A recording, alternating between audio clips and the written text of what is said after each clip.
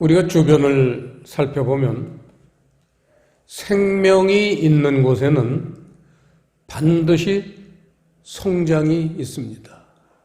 우리 어린이들 보면은 방학 기간이라는 게 뭐 인생에 그렇게 긴 기간이 아닌데도 방학이 지난 다음에 보면 부쩍 키들이 큰 것을 우리가 볼 수 있죠.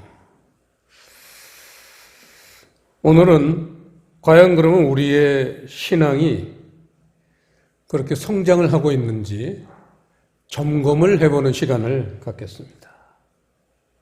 오늘 이 말씀은 사실 1절부터 우리가 잘 아는 고린도전서 13장은 1절부터 사랑에 대한 그러한 내용인데 11절부터만 본문을 잡았지만 사실은 내용은 전체를 포함해야 되겠죠. 자, 11절에 보시면 깨닫는 것이 어린아이와 같고 생각하는 것이 어린아이와 같다. 이런 표현이 있습니다. 사람이 깨닫는다는 것은 생각하는 것의 결과물이죠. 어떻게 생각을 하느냐에 따라 깨닫는 내용들이 다릅니다. 우리 믿는 사람들이 수많은 사람들이 신앙생활을 하지만 깨닫는 세계는 똑같은 사람이 거의 없을 정도로 많은 차이가 있을 겁니다. 그래서 그런 신앙생활에 깨닫는 세계의 초보를 오늘 11절에서는 어린아이라고 표현을 했습니다. 어린아이의 신앙생활의 가장 두드러진 특징은 무엇일까요? 어떻게 생각하세요? 아주 간단합니다. 아시는데 표현이 잘 안 될 뿐이지 알고 있는 내용이에요.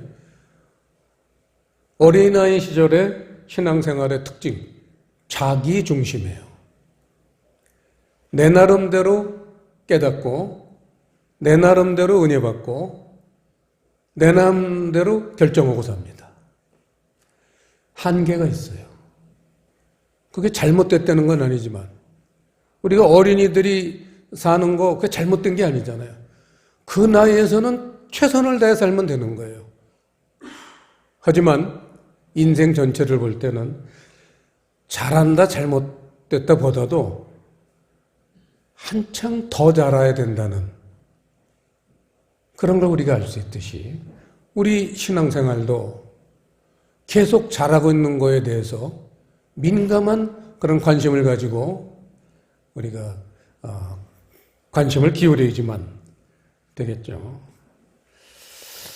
자, 젖을 먹는 사람들의 표현을 1절에서는 뭐라고 했냐면 내가 사람의 방언과 천사의 말을 할지라도 사랑이 없으면 소리나는 구리와 울리는 꽹과리가 되고 내가 예언하는 능이 있어 모든 비밀과 모든 지식을 알고 또 산을 옮길 만한 모든 믿음이 있을지라도 사랑이 없으면 내가 아무것도 아니요.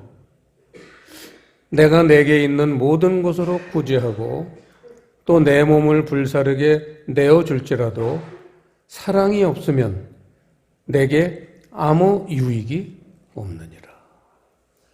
산을 옮길 만한 믿음이 있을지라도 사랑이 없으면 내게 아무 유익이 없다. 이게 하나님 나라의 가르침입니다.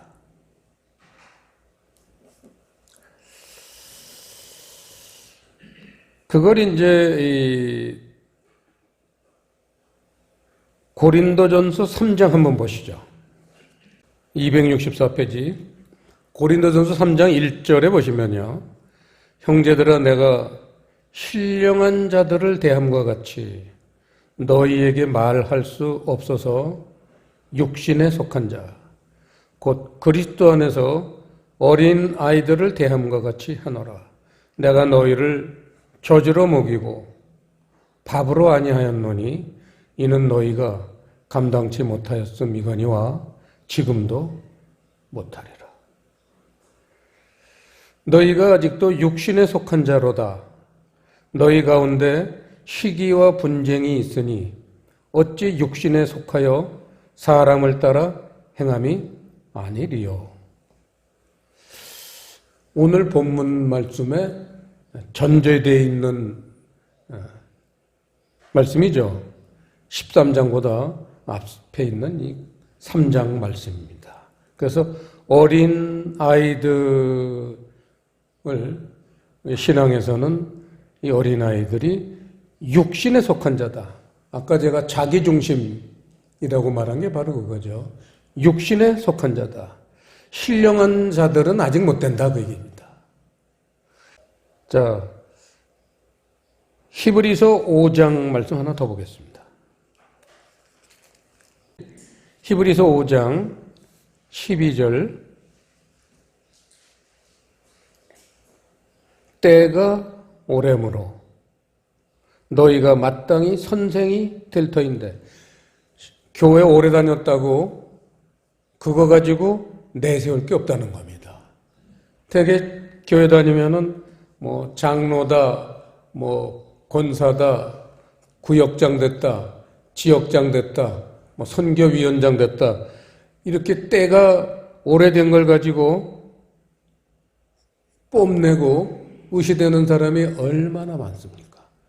신앙생활은 그런 겉모습 가지고 겉의 계급장 가지고 생활하는 게 아니라 우리 내면 세계가 신앙세계이기 때문에 때가 오래므로 너희가 마땅히 선생이 될 터인데 선생이 됐느냐라는 게 중요한 거예요. 선생이라는 거는 남을 가르칠 수 있는 거예요.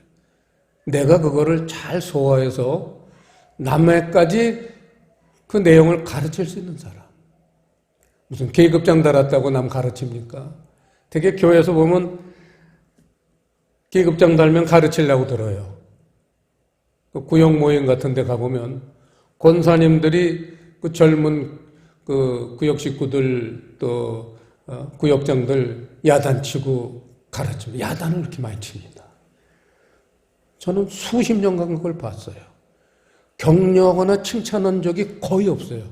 수십 년을 봤는데 수백 번, 수천 번을 봤는데 그 젊은 사람들 신앙생활하는 게 얼마나 이쁩니까? 솔직히 자기가 젊었을 땐 그만한 믿음도 못 가졌을 텐데 이제는 지금 권사 달았다고 장로 달았다고 그냥 칼춤을 추고 있습니다. 저는 그걸 너무 많이 봤어요. 어떤 한 교회만 그런 게 아니라 비슷비슷합니다. 다 똑같아요. 선생이 되어 있느냐가 중요한 거예요. 선생이 되어 있고는 가르치면요 상대방들이 알아요. 아, 저분이 나한테 오늘 꾸중으로지만 저분은 그렇게 말씀하실 자격이 있다. 그걸 압니다, 사람들은. 기분 나쁘진 않은 거예요. 물론 야단치는 게 즐겁진 않지만 믿음 안에서는 그게 즐거워야 돼요. 기쁨으로 받아들일 수 있어야 돼요. 아, 찔려야 돼요. 아, 오늘 이래서 내가 신앙이 또 한 발 나아가는구나. 이렇게 감사해야 돼요. 이게 우리 신앙인들의 자세입니다. 그 때가 오래므로 너희가 마땅히 선생이 될 터인데 너희가 다시 하나님의 말씀의 초보가 무엇인지 누구에게 가르침을 받아야 할 것이니 젖이나 먹고 단단한 식물을 못 먹을 자가 되었도다. 대저 젖을 먹는 자마다 어린아이니 의의 말씀을 경험하지 못한 자요. 14절 시작. 단단한 식물은 장성한 자의 것이니 저희는 지각을 사용하므로 연단을 받아 선악을 분별하는 자들이니라. 여기서 지각이라는 단어에다 밑줄을 치시고요. 이 원어가 좀 길어서 제가 안 썼는데 아이스테테리온이라는 단어입니다. 이 아이스테테리온이라는 단어는 지각을 사용함으로 이렇게 아주 굉장히 그 유식한 단어를 썼지만 성경 사전에 보면요, 세 가지 뜻이 있는데 판단, 감각, 깨달음. 이 깨달음을 저는 강조하고 싶습니다. 깨달음을 사용하게 되어 있는데 사람마다 아까도 말씀드렸지만 어린아이 때는 어린아이만큼 분량의 깨달음이 있고 장성한 자는 장성한 자 분량의 깨달음이 있어요. 그래서 장성한 자가 그 깨달음을 사용해서 신앙생활을 해야 된다는 겁니다. 그걸로 선생이 돼야 된다는 거예요. 그런 내용이죠, 히브리서 5장이. 이 젖을 먹는 자, 어린아이의 특징을 자기 중심으로 산다 했는데 그 근본 원인이 젖을 먹기 때문이라는 거예요. 젖이라는 건 말씀입니다. 말씀 중에서도 초보의 말씀이에요. 여러분들 길에 나가면 볼 수 있지만 그 어떤 분들은 초보라는 딱지를 붙이고 운전을 하시는데 저는 그거 볼 때마다 참 안쓰럽습니다. 얼마나 불안하게 운전을 하실까. 오죽 사고 날까 겁이 나면 그걸 자기가 초보라는 걸 감추고 싶은데도 그걸 써붙였겠어요. 나 건드리지 마세요 그거 아니에요. 겁납니다. 신앙도 그런 초보가 있다는 거예요. 그런 초보가 장성한 자가 구별되는 그런 구별점이 뭐냐면 단단한 식물을 못 먹는 사람, 젖을 먹는 사람, 이게 말씀 얘기예요. 결국은 말씀을 통해서 우리는 신앙이 성장하죠.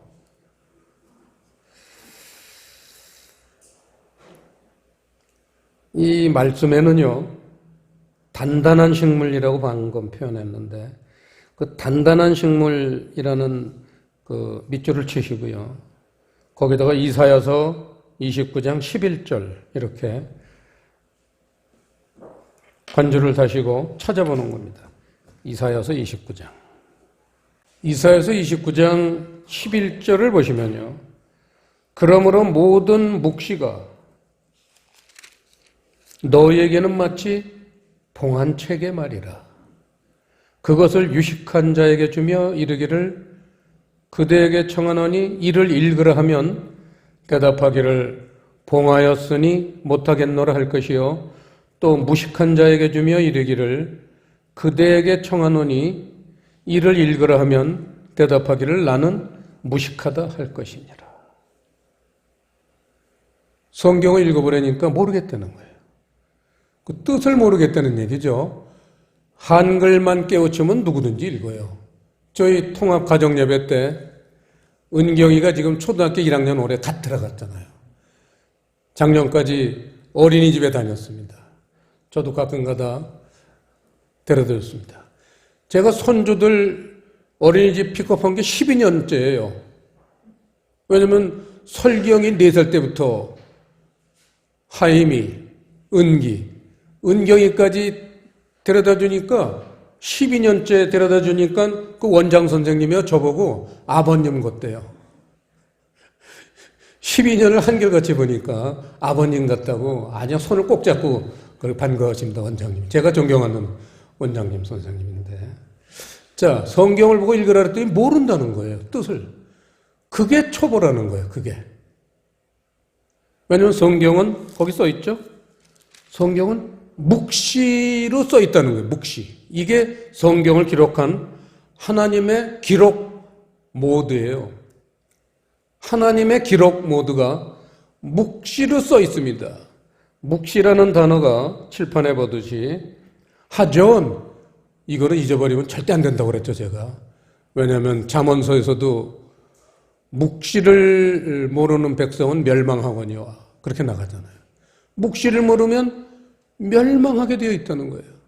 근데 그 번역이 잘못되어 있어가지고 묵시를 모르는 자는 방자히 행하거니와 도대체 뭐 어느 나라 성경인지 모르게 번역을 해놨는데 묵시라는 거는 하존은 divine message, D-I-V-I-N-E, divine, 신적 이런 뜻이에요. 신의, 하나님의 메시지, divine message, 신적 계시.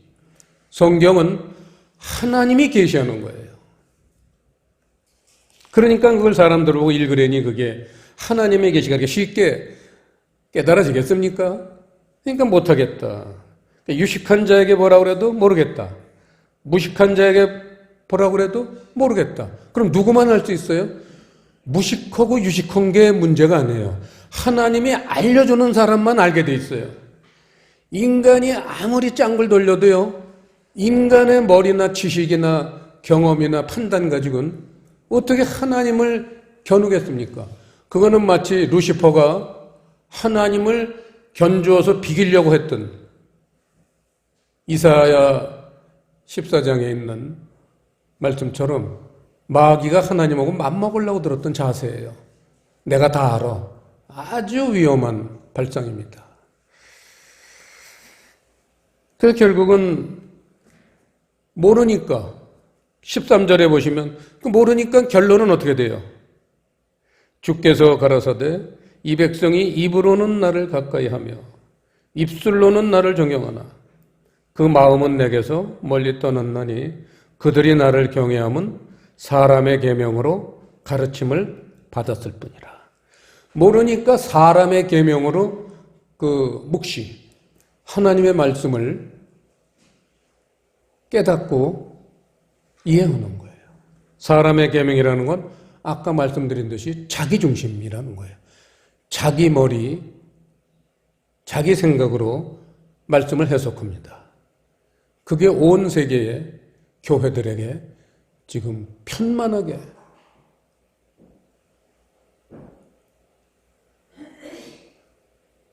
깔려있는 사상들이죠.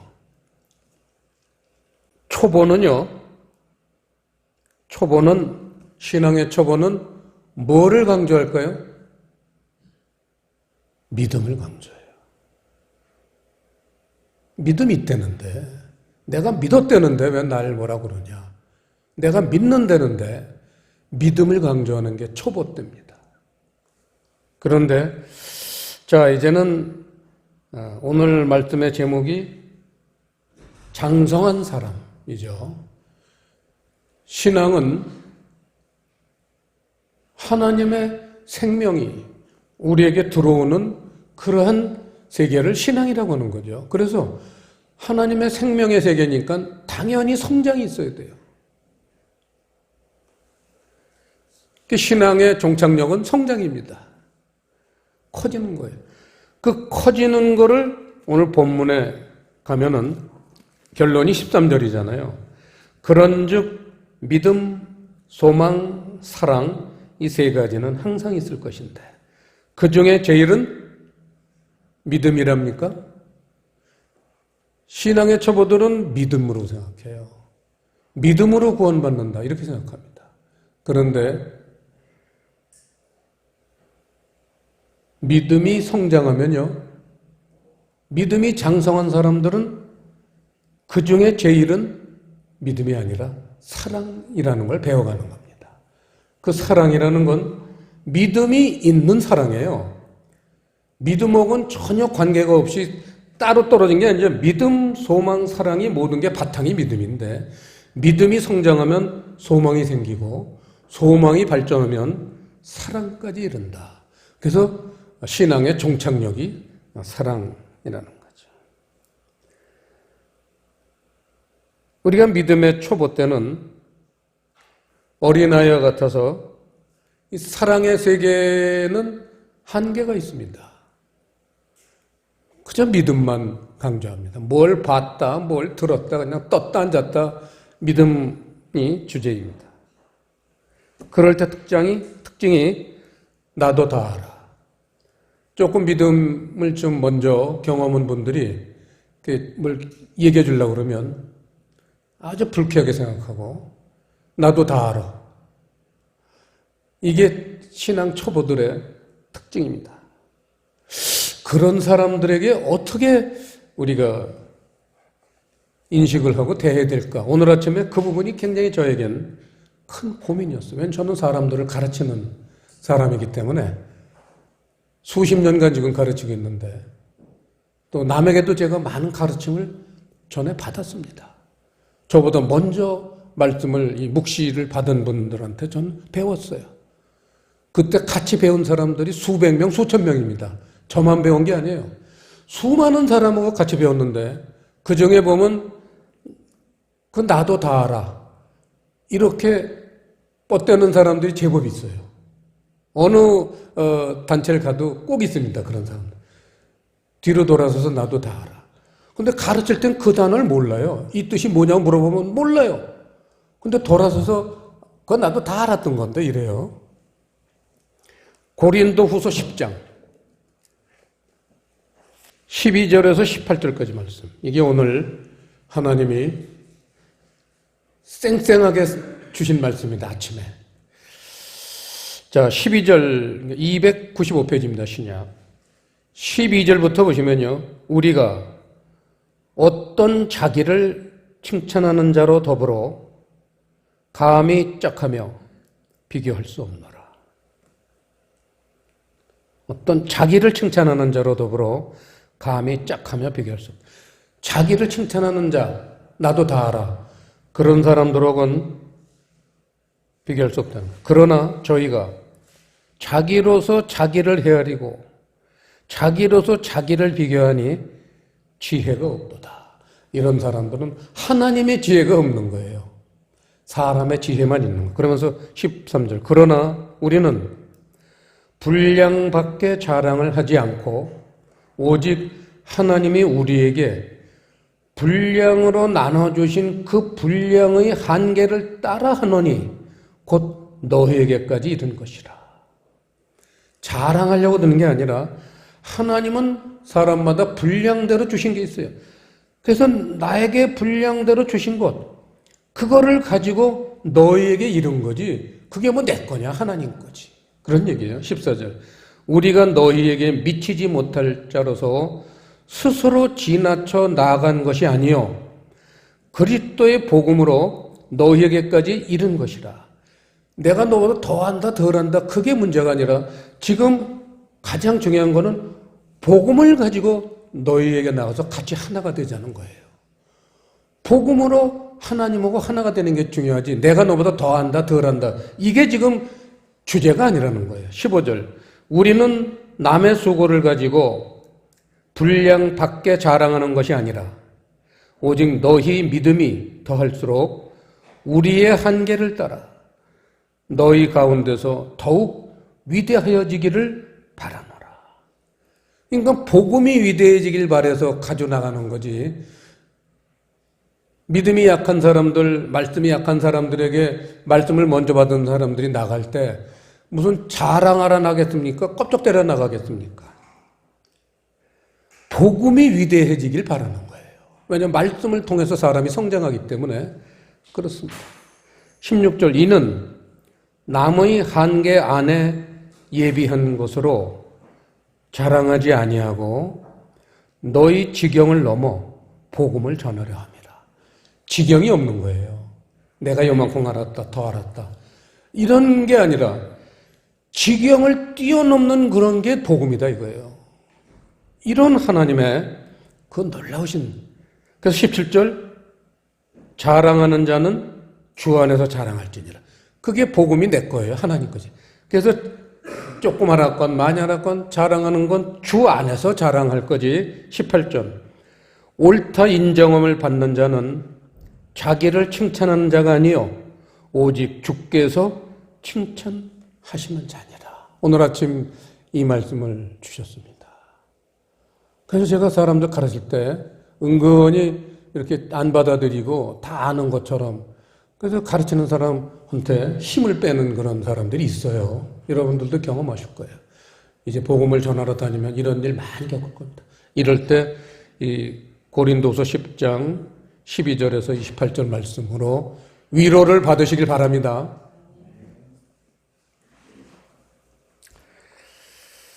자, 아까 그 믿음이 어린아이 시절에는 믿음을 강조했지만 장성한 사람들은 사랑의 세계를 강조하게 되어 있습니다. 마태복음 25장 31절에서 46절까지 오늘 뭐 찾진 않겠지만 양과 염소의 비유가 바로 종말의 심판의 기준인데 거기서도 보면 이 사랑을 행했느냐 사랑을 행하지 않았느냐 이게 심판의 기준이라는 거예요. 믿음 갖고는 안 된다는 거예요. 믿음이 장성해서 사랑을 포함한 믿음 그러한 신령한 자가 되어야지만 하나님 심판에 합격할 수 있다는 겁니다. 그래서 이런 사랑의 세계는 그 마태복음 25장 그 심판의 기준에 보면 나오지만 여기 이 소자 어린 나이에게 행한 것이 나에게 행한 것이라 해서 이웃을 사랑한 게 하나님 사랑을 실천한 것이라는 그런 아주 뚜렷한 천국 백성 되는 자격을 거기서 짚어줬습니다. 그래서 이웃 중심, 선교 지향 중심 이게 믿는 자들의 나아갈 길이고 우리 푸른 교회가 지금 나가고 있습니다. 그래서 우리가 새카맣게 알지도 못하는 저 회교 국가인 힌두 국가인 인도 선교사님, 박원구 선교사님, 이윤희 선교사님 나가서 그 40도가 넘는 더운 나라에서 활동하시다가 얼마나 고생을 하셨는지 박원구 선교사님 7kg가 빠졌고 이윤희 선교사님은 41kg가 돼서 더 이상 서 있을 기력이 없어서 지금 귀국해서 몸보신하고 계십니다. 회복 중에 계십니다. 그래서 잘 회복하실 수 있도록 여러분 기도해 주셔야 될 것 같습니다. 자, 이런 사랑의 힘이 어디서 나와요? 장성한 자가 먹는 단단한 식물. 아까 그렇게 히브리서 5장에서 표현했지만 우리 푸른 교회 식으로 표현하면 그게 바로 진리의 말씀입니다.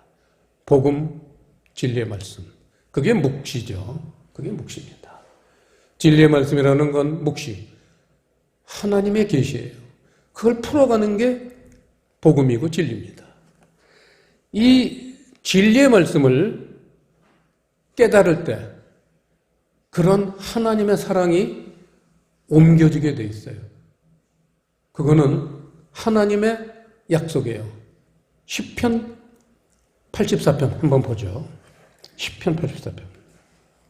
85편 죄송합니다. 864페이지 구약. 시편 85편 9절부터 제가 보겠습니다. 진실로 그의 구원이 그를 경외하는 자에게 가까우니 이의 영광이 우리 땅에 거하리이다. 긍휼과 진리가 같이 만나고 의와 화평이 서로 입맞췄으며 11절 시작. 진리는 땅에서 솟아나고 의는 하늘에서 하감하였다. 이 11절 말씀에 진리는 땅에서 솟아나고 우리가 깨달을 때를 그렇게 표현했어요. 땅이란 우리 몸이니까 우리 몸이 진리를 깨달을 때 그거를 진리는 땅에서 솟아나고 우리가 진리를 깨달을 때마다 의는 사랑이죠. 체데크입니다. 체데크는 사랑이에요. 사랑은 하늘에서 하감하였다. 하나님이 내려보내 주신다는 거예요. 진리를 깨닫는 만큼 하늘에서 사랑을 그 귀한 사랑을 천국 가는 기준인 사랑을 내려보내 주시는 거예요. 여러분 내가 왜 사랑이 부족해요? 아직 갈 길이 멉니다. 진리를 깨달을수록 사랑이 점점 더 풍성해지는 거예요. 나도 다 알아. 이런 표현은 있으면 안 되는 표현입니다. 저는 그동안 20수년 동안 정말 하나님한테 말씀을 많이 받았지만 한 번도 생각이라도 나는 말씀 많이 알아. 이런 생각을 해본 적이 없어 솔직히. 그 생각을 하는 순간 그 사람은 하나님은 멀어질 거기. 하나님 싫어하시기 때문에. 저는 누구한테 그런 말 해본 적이 없어요. 나 저 말씀 많이 알아. 모르는 게 더 많아요. 저는 말씀을 이제 좀 들여다보니까 너무 잘 알겠어요. 여러분, 수학 풀어보시면 알잖아요. 미적분 풀었다고 다 아는 겁니까? 박사과정도 있어요. 전문가 과정도 얼마나 많습니까? 그걸 응용해서 또 인류에 엄청난 걸 개발시켜야 돼요. 미적분 그거 푼다고 다 한 겁니까?